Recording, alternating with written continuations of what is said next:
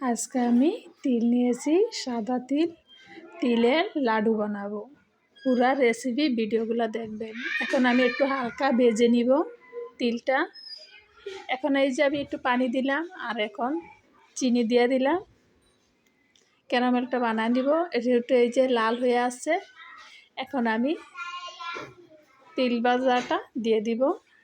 তিলটা ভেজে নিলে কিন্তু খেতে অনেক ভালো লাগে। পুরো রেসিপি ভিডিওগুলো দেখবেন, বেশি বেশি করে সাপোর্ট করবেন, বেশি বেশি করে লাইক দিবেন, কমেন্ট করে জানাবেন, বেশি বেশি করে শেয়ার করবেন।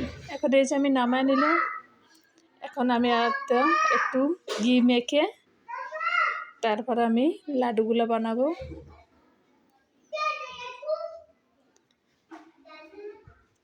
এখন আমি লাডুগুলো বানাবো। দেখছেন মাশাআল্লাহ কতটা সুন্দর হয়েছে আমার লাডুগুলো বানানো।